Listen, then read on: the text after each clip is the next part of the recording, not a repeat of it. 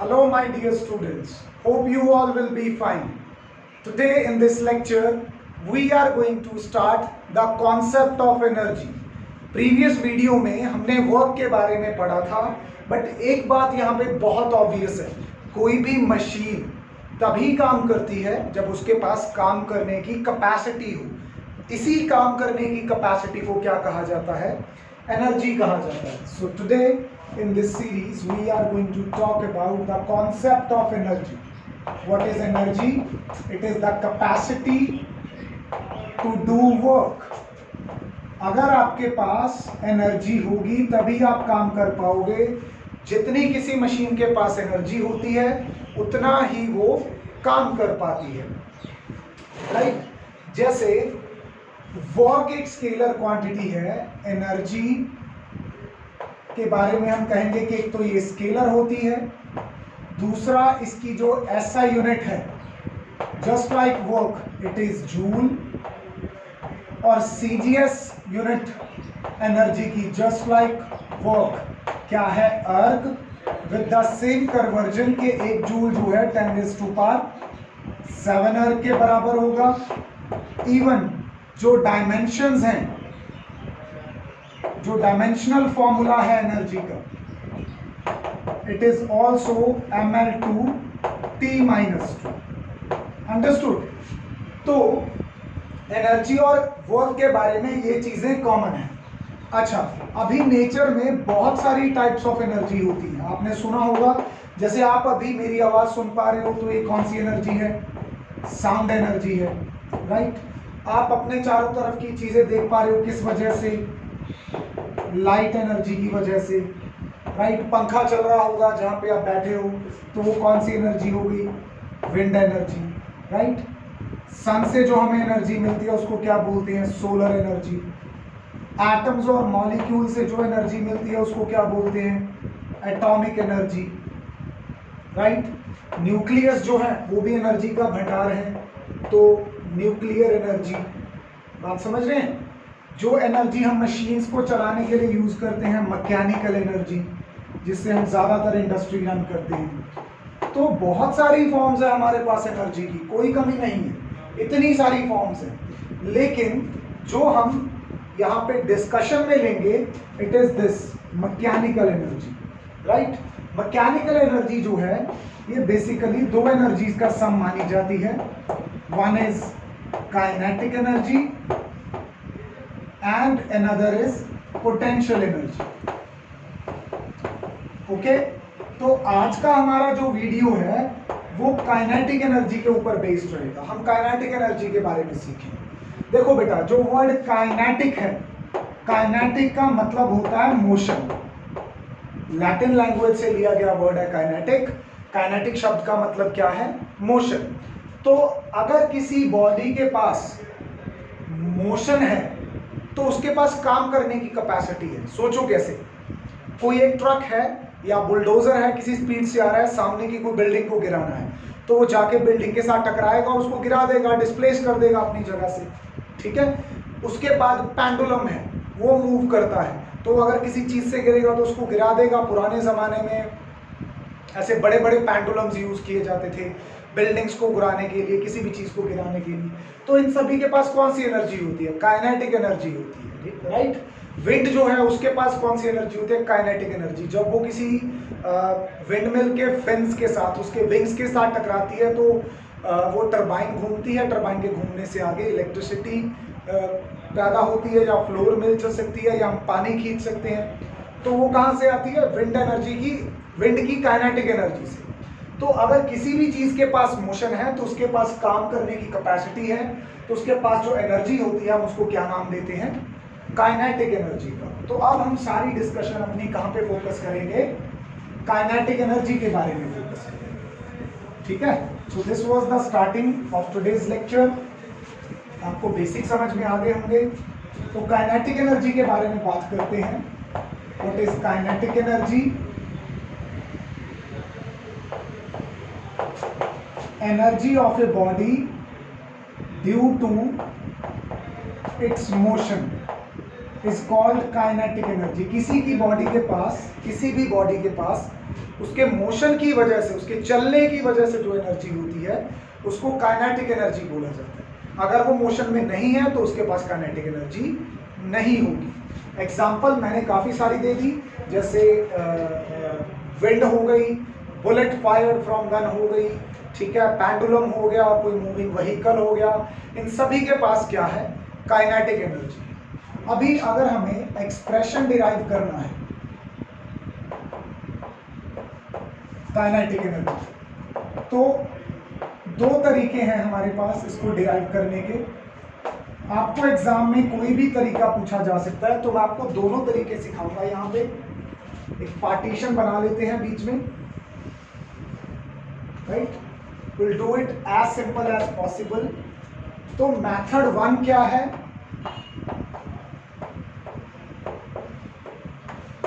देखो बेटा, सपोज करो मेरे पास यहां पे कोई बॉडी है, ओके, इनिशियली ये किस में है, रेस्ट में, राइट। अब ये जरूरी नहीं है कि इनिशियली रेस्ट में हो सकता है इनिशियली मोशन में हो, तो आप u0 नहीं लोगे। एक्सप्रेशन बनाते कैसे मैं वो सिखा रहा हूं। आप इस पे क्या लगाओगे, आप इस पे लगाओगे फोर्स F, किस तरफ, इस तरफ। जैसे ही आपकी अप्लाइड फोर्स फ्रिक्शन को ओवरकम करेगी, ये बॉडी चलना शुरू कर देगी एक नेट फोर्स के साथ। Applied force minus friction force हो गई इसकी नेट फोर्स, उसके साथ चलना शुरू कर देगी, ठीक है। चलते चलते ये कुछ टाइम में कहीं पे तो पहुंचेगी। लेट से इसने कितना डिस्टेंस कवर कर लिया, s, और इसकी कोई ना कोई वेलोसिटी जरूर होगी। तो इसने ये जो s डिस्टेंस कवर किया है, इसमें कितनी वेलोसिटी एक्वायर कर ली होगी, इसके लिए मैं क्या लगाता हूं यहाँ पे, थर्ड इक्वेशन ऑफ मोशन लगाता हूं।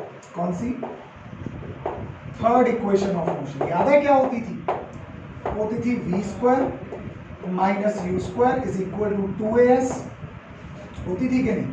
मान लो इस बॉडी का मास कितना है, m है, तो दोनों तरफ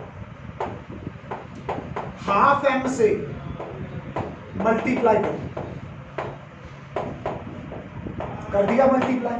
तो देखो इधर करूंगा तो दो टर्म्स है, दोनों के पास हाफ m आएगा, इधर भी हाफ m आ जाएगा। ये मैंने अपनी तरफ से किया। उसके बाद इधर ध्यान से देखो, ये वाला 2 से ये वाला 2 कैंसल, क्या बचेगा, m into a, what is mass into acceleration according to Newton second law, that is force, साथ में आगे displacement.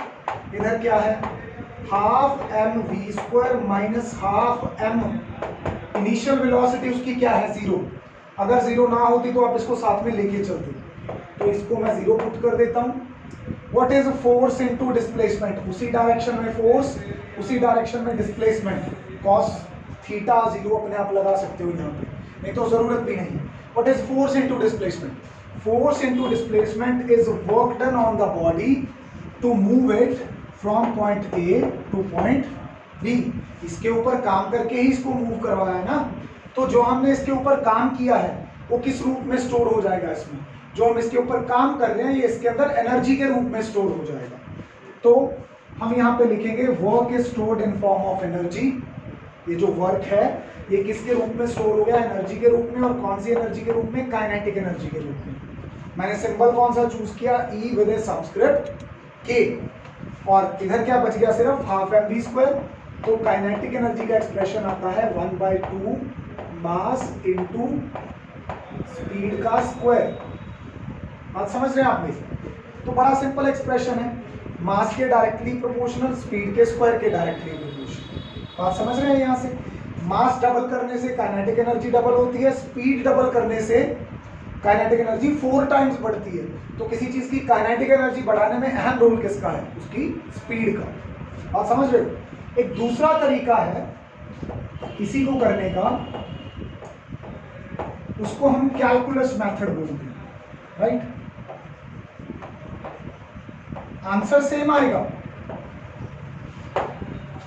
Calculus method, same diagram लेके चलूंगा। लेकिन अब मैं क्या मान लेता हूं कि इस पूरी journey which is starting from A and was ending at B, जिसमें मैंने ऐसे डिस्टेंस कवर किया, इस जर्नी का एक छोटा सा भाग ले लेता हूं, राइट, जिसमें कितना डिस्टेंस है, dx डिस्टेंस है।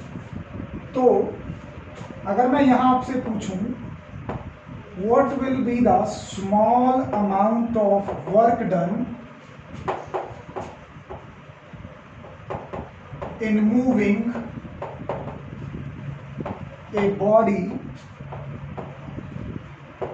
थ्रू स्मॉल डिस्टेंस, इसी डायग्राम से कॉरेस्पॉन्ड कर रहा हूं मैं, ठीक है। तो वो कितना होगा, dw is equal to f d x या एफ डी एस भी लिख सकते हैं आप, अगर आपको x नहीं चूज करना, one and the same thing, बस x पोजीशन होता है, s डिस्प्लेसमेंट होता है, पोजीशन का बदलना डिस्प्लेसमेंट देगा, डिस्प्लेसमेंट आपको आगे बाकी की चीजें, राइट। अभी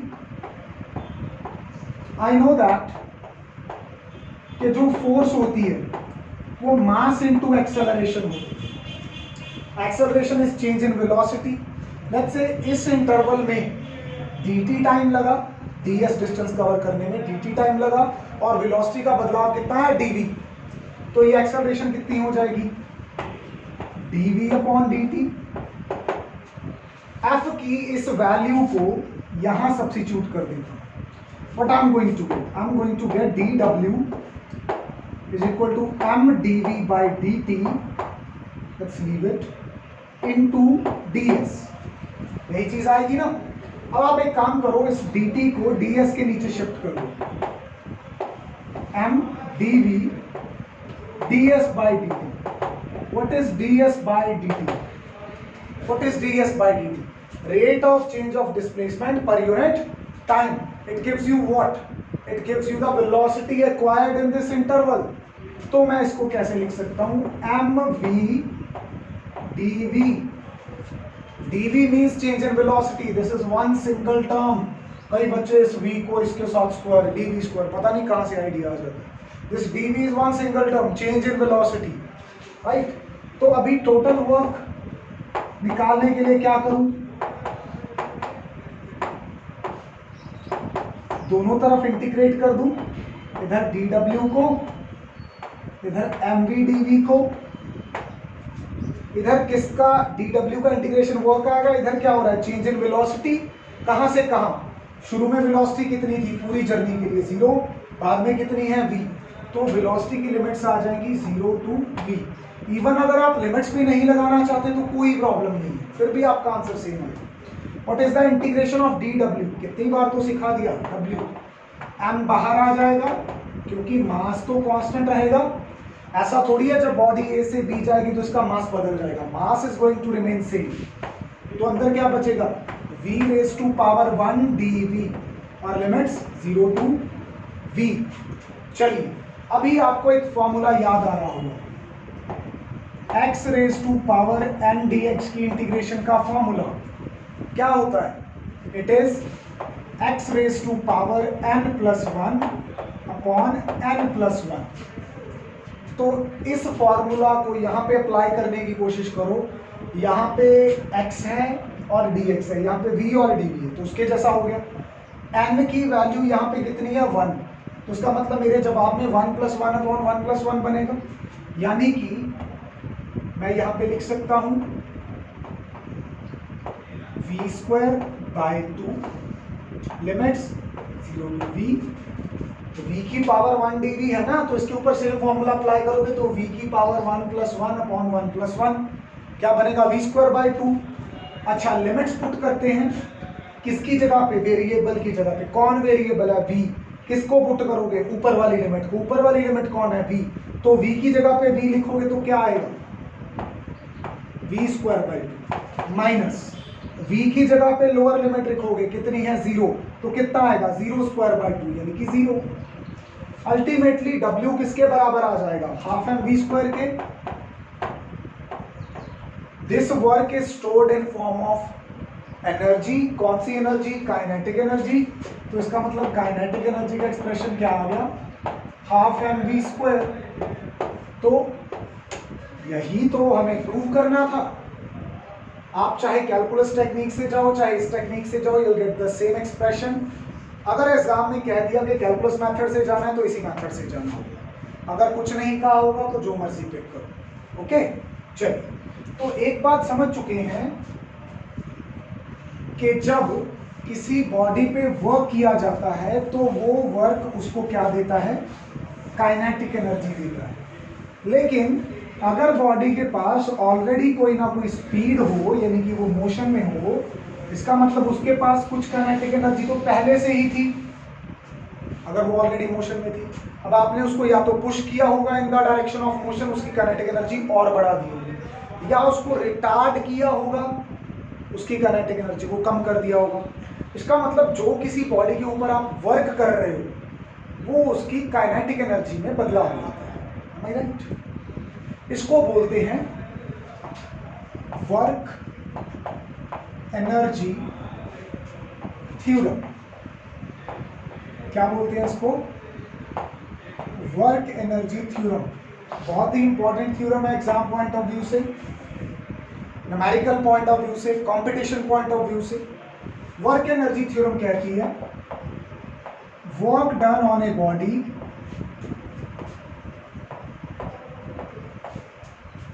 brings change in kinetic energy. किसी बॉडी पे किया गया काम उसकी काइनेटिक एनर्जी में बदलाव लाता है, ये थ्योरम का स्टेटमेंट है। अभी थ्योरम का क्या करना है, प्रूफ। इसका प्रूफ भी दो तरीकों से है। मतलब आपको वर्क एनर्जी थ्योरम प्रूव करनी आ सकती है जब उस पर कांस्टेंट फोर्स लग रही हो, आपको वर्क एनर्जी थ्योरम प्रूव करनी आ सकती है जब उस पर वेरिएबल फोर्स लग रही हो। तो मैं केस 1 लेके चलता हूं, कौन सा, फॉर ए कांस्टेंट फोर्स। क्या लेके चल रहा हूं, फॉर ए कांस्टेंट फोर्स। और केस 2 लेके चलूंगा बाद में, फॉर ए वेरिएबल फोर्स। कौन सा, फॉर अ वेरिएबल फोर्स। चलिए सबसे पहले कांस्टेंट फोर्स के लिए चलते हैं। इसके लिए तो आसान है, वही सारी डायग्राम है कि बॉडी चल रही है, ऐसा हो रहा है वैसा हो रहा है। तो suppose a body of mass m having initial velocity u, initial velocity कितनी है उसकी, u है। अब बॉडी रेस्ट में नहीं है क्योंकि बाद में कोई ऐसा न्यूमेरिकल आ गया जहां पे बॉडी ऑलरेडी मोशन में हुई तो दिक्कत हो जाएगी। is accelerated by a constant force such that उसकी वेलोसिटी कितनी हो जाती है, v हो जाती है। तो अगर मैं यहां पे third equation of motion use करूं, कौन सी, v square minus u square is equal to 2as, और फिर दोनों तरफ क्या करूं, हाफ m से इसको मल्टीप्लाई कर दूं, तो क्या बनने वाला है, ये चीज बनने वाली है। ये 2 से ये 2 मर गया, m इंटू ए क्या आ गया, फोर्स, वही कांस्टेंट फोर्स, और साथ में क्या आ गई, डिस्प्लेसमेंट। तो फोर्स इंटू डिस्प्लेसमेंट क्या होता है, ये वर्क होता है। और ये क्या आ गया, half m v square minus half m u square. What was half m v square, half m v square was a final kinetic energy. What is half m u square, that was initial kinetic energy. And kf minus ki means change in kinetic energy, और वो किसके equal है, work के। शायद यही हमें prove करना था। तो सिंपल प्रूफ आपको लगेगा काइनेटिक एनर्जी के जैसा है, बिल्कुल वैसा ही है, इवन कैलकुलस भी वैसा ही है। अब आप ध्यान से देखिए, फोर्स वेरिएबल है, यानी कि फोर्स बदल रही है। फोर्स के बदलने से क्या बदलता है, फोर्स के बदलने से एक्सेलरेशन आती है, उससे वेलोसिटी चेंज होती है। तो मैं ये मान लेता हूं कि किसी बॉडी को थोड़ा सा मूव करने के लिए, ds डिस्टेंस तक मूव करने के लिए, उस पे जो हमने काम किया वो कितना होगा, dw और वो किसके बराबर होगा, एफ डी एस के। Now we also know that कि हम जो उसके ऊपर फोर्स लगा रहे हैं वो वेरिएबल है, तो उसमें क्या पैदा करेगी, एक्सेलरेशन पैदा कर देगी ज्यादा से ज्यादा, और वही जो एक्सेलरेशन है वो उसमें क्या लाएगी, change of velocity with respect to time, dv by d t into क्या आ जाएगा ds, फिर इस ds को dt के नीचे लिख दो, तो अल्टीमेटली आपके पास क्या बनेगा, ds बाई dt बनेगा, rate of change of displacement per unit time. क्या होता है ये, वेलोसिटी होता है, तो क्या बन जाएगा mv dv। अभी आपको टोटल वर्क डन निकालना है, तो इसको क्या करोगे आप, इंटीग्रेट, इधर भी आप इंटीग्रेट करोगे, दोनों साइड पे सेम ऑपरेशन लगेगा। अच्छा, इस तरफ क्या है dv, मतलब चेंज इन वेलोसिटी। वेलोसिटी कहां से कहां चेंज हो रही है, शुरू में u थी, बाद में कितनी है v, ये मान के चले हम, राइट। तो m तो पूरे प्रोसेस में सेम रहेगा, बॉडी का मास थोड़ी बदलेगा, v dv from u to v।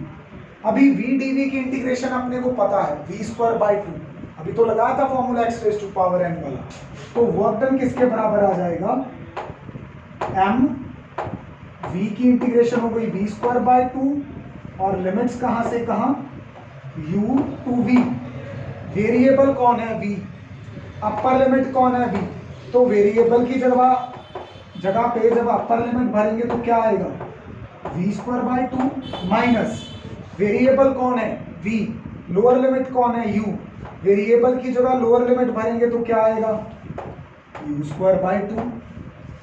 LCM common already है वो, तो इसको लिखेंगे mv square by 2 minus mu square by 2। What is mv square by 2, it is final kinetic energy, क्योंकि फाइनल वेलोसिटी है, फाइनल स्पीड है, mu स्क्वायर बाई 2 क्योंकि initial speed है, तो इनिशियल काइनेटिक एनर्जी। तो यहां से क्या आ जाता है, w is equal to final kinetic energy minus initial kinetic energy. यही हमें क्या करना था, थ्योरम की स्टेटमेंट से प्रूव करना था। So both of things come out to be same. Depend करता है एग्जाम में आपको कांस्टेंट फोर्स के लिए आएगा या वेरिएबल फोर्स के लिए।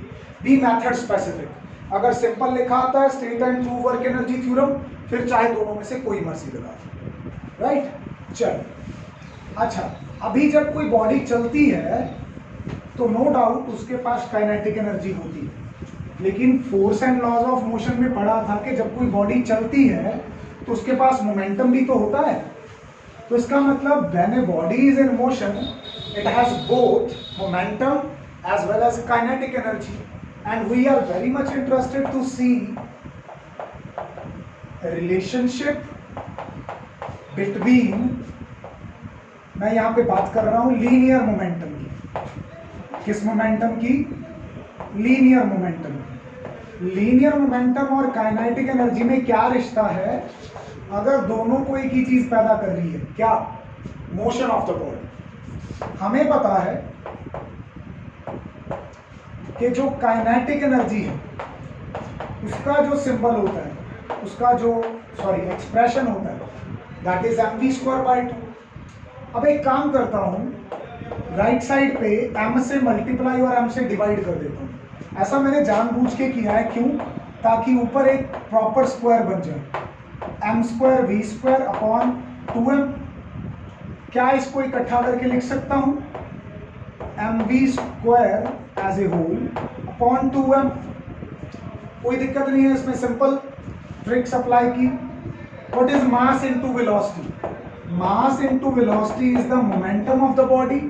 कैसे डिनोट करते हैं, p से, तो क्या आ जाएगा, p square by 2m, right. ये होता है काइनेटिक एनर्जी और मोमेंटम में रिलेशन।